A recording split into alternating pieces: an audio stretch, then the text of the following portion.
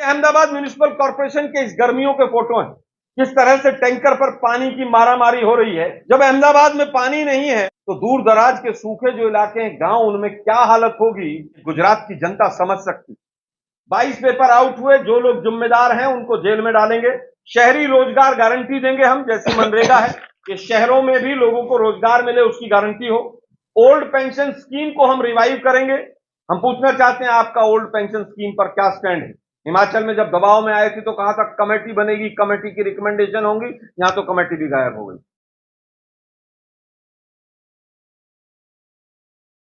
और यह आपका जो आज का मैनिफेस्टो आया है, इतना लंबा चौड़ा जो डॉक्यूमेंट आपने गुमराह करने के लिए बना दिया है, ये तो पूरा का पूरा रेवड़ी पत्र है। जो दूसरी सरकारें कर रही थी या दूसरी पार्टियां अगर करना चाहती हैं तो आपको रेवड़ियां लगती हैं। अगर कांग्रेस उत्तर प्रदेश में स्कूटी देने का वायदा करे तो रेवड़ी है, और आप स्कूटी देने का वायदा करें, मैं समझता हूं धोखा है। आप 2 सिलेंडर मुफ्त देने की बात करें तो क्या वो रेवड़ी नहीं है? क्या आप बालिकाओं को साइकिल देने की बात करें तो क्या वो रेवड़ी नहीं है? आप फ्री यात्रा की, फ्री ट्रेवल की बात करें अपने घोषणा पत्र में, तो क्या मोदी साहब और भाजपा बताए कि क्या ये रेवड़ी कल्चर दोबारा से तो नहीं ला रहे हैं आप अपने यहां पर? लेकिन आपका तो काम ही धोखा देना है, तो धोखा देंगे आप। जिस राज्य के ऊपर 10,000 करोड़ से लेकर और 4 लाख करोड़ का, 10,000 करोड़ के कर्जे से लेकर 4 लाख करोड़ पर आपने राज्य को पहुंचा दिया। 27 साल में इतना विकास किया कि देश में 80 करोड़ लोगों को अनाज देना पड़ रहा है, और यहां पर रेवड़ी बांट के आपको वोट इकट्ठी करनी पड़ रही है। कांग्रेस पार्टी इनको रेवड़ी नहीं मानती। कांग्रेस पार्टी कहती है संविधान के अनुसार पिछड़ों को आगे लाना चाहिए। लेकिन मोदी साहब आप क्लैरिफाई करें और भाजपा के तमाम प्रवक्ता क्लैरिफाई करें कि स्कूटी देना, साइकिल देना, फ्री ट्रेवल करना और 2 सिलेंडर फ्री देना, ये सब रेवड़ी कल्चर में है कि नहीं? 15 लाख अकाउंट में आएंगे, 2 करोड़ रोजगार हर साल देंगे, 100 स्मार्ट सिटी बनेंगी, पता नहीं क्या क्या। मैं केवल गुजरात तक सीमित रहना चाहता हूं।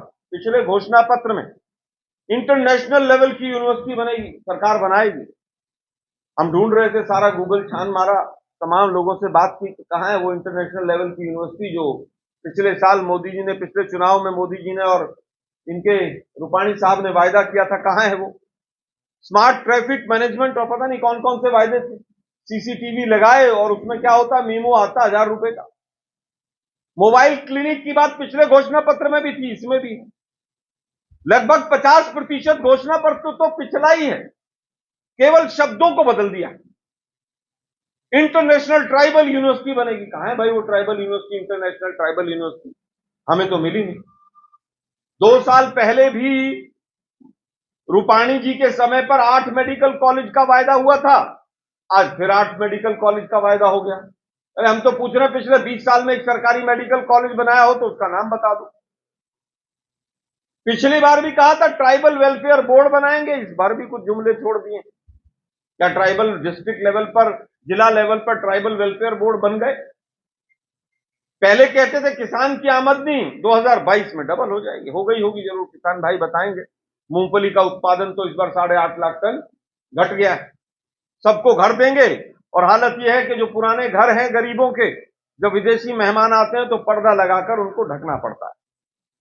दुर्भाग्य यह है कि इस बार के मैनिफेस्टो में कैसे नशाखोरी को कंट्रोल करेंगे, कैसे ड्रग्स को कंट्रोल करेंगे, कैसे भ्रष्टाचार को कंट्रोल करेंगे, कोई शब्द नहीं।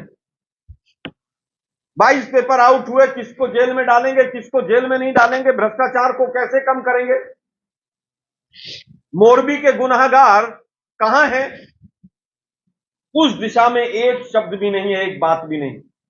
और दुखद तो यह है कि महंगाई का मां भी नहीं। अब हम सिलसिलेवार चलते हैं एक एक विषय के ऊपर। सबसे पहले शिक्षा। हमारे पास तो जो आंकड़ा है उसमें यह है कि 6,000 से ज्यादा स्कूल आपने बंद कर दिए। हमने कहा कि अंग्रेजी माध्यम स्कूल खोलेंगे 3,000, आपने कहा 20,000 स्कूलों का अपग्रेडेशन करेंगे। 20,000 स्कूलों का अपग्रेडेशन होगा, हम उस पर 10,000 करोड़ रुपया खर्च करेंगे। हमने कैलकुलेट किया कि 20,000 स्कूलों पे अगर 10,000 करोड़ है तो एक स्कूल पे कितना आएगा? अगर एडमिनिस्ट्रेटिव एक्सपेंसेस घटा दें तो 6 लाख रुपए आता है। भाजपा वालों से पूछिए, 6 लाख में तो 1 से 1.5 कमरा बनता है भाई। आप स्कूल का अपग्रेडेशन कर देंगे। आप कह रहे हैं कि धोखा पत्र जो क्यों कह रही है कांग्रेस, हम इसलिए कह रहे हैं कि आप धोखे देते हैं लोगों को। आपने कहा नई 19 यूनिवर्सिटी बनी है, हम पूछ रहे हैं एक सरकारी यूनिवर्सिटी का नाम बता दो। 6,000 स्कूल बंद हुए, हमने कहा 3,000 स्कूल सरकारी खोलेंगे। आपने एक भी सरकारी स्कूल खोलने का वादा नहीं किया, क्योंकि आपको तो हम दो हमारे दो की चिंता है, प्राइवेटाइजेशन करना है। अब आते हैं हम स्वास्थ्य के ऊपर। प्रधानमंत्री महोदय जी की आयुष्मान योजना 5 लाख तक की थी। कांग्रेस पार्टी ने जब कहा कि नहीं हम 10 लाख तक का बीमा करेंगे और 10 लाख तक की फ्री आपको हेल्थ की योजना देंगे, तो आप घबराए। आपने तुरंत उसको 5 लाख को 10 लाख कर दिया। लेकिन ये भूल गए कि आयुष्मान योजना को चेंज करने का अधिकार तो केंद्र सरकार के पास है, आपके पास तो है नहीं। इतना आनंद फानन में क्यों है आप? अब आते हैं रोजगार के ऊपर। इन्होंने इस बार कहा 20 लाख रोजगार देंगे हम 5 साल में, लेकिन सरकारी नहीं देंगे। 20 लाख देंगे, वो किसके होंगे, कहां के होंगे, कैसे होंगे, कोई उसमें वो नहीं है, चाहे वो मनरेगा के होंगे। इसलिए मैं कह रहा हूं धोखा पत्र है। एक चीज और समझ नहीं आई, मैंने कई राज्यों के घोषणा पत्र पढ़े बीजेपी के। पिछला इनका यहां का पढ़ा, अभी हिमाचल का पढ़ा, मैं कंफ्यूज हो गया। ये घोषणा पत्र है या ये बजट की कॉपी है? पहली बार बीजेपी ने धोखा दिया है जनता को। 10,000 करोड़ यहां, 5,000 करोड़ यहां, 2,000 करोड़ यहां, 1,000 करोड़ यहां। पिछले इनके घोषणा पत्र में ठीक थे ये लोग, इस बार बड़ा धोखे की प्लानिंग करके उतरे हैं मैदान में। अरे सरकार आएगी तभी तो करोड़ों का आवंटन करेंगे, क्या भाजपा स्कूल खोलेगी? इस बार बड़ी चालाकी से अमाउंट डाले गए हैं ताकि जनता कंफ्यूज हो जाए। एक ही अमाउंट की कैलकुलेशन में हवा निकल गई। इन्होंने कहा 1 लाख महिलाओं को हम सरकारी नौकरी देंगे अगले 5 साल में। हम पूछ रहे हैं पिछले 5 साल में कितनी दी है, उसका एक व्हाइट पेपर ले आइए। गुजरात पुलिस में कांस्टेबल्स की वैकेंसी के लिए 11 लाख एप्लीकेशन आई थी कुछ दिन पहले, 12 के करीब, 11.75 लाख। धोखा मत दीजिए गुजरात की जनता को। आप बहुत झूठ बोलते हैं और जो कहते हैं वो बिल्कुल नहीं करते हैं। आप कभी नहीं कहते घोषणा पत्र में कि हम अपने व्यापारी साथियों को संसाधन बेच देंगे, लेकिन तुरंत बेचते हैं आप।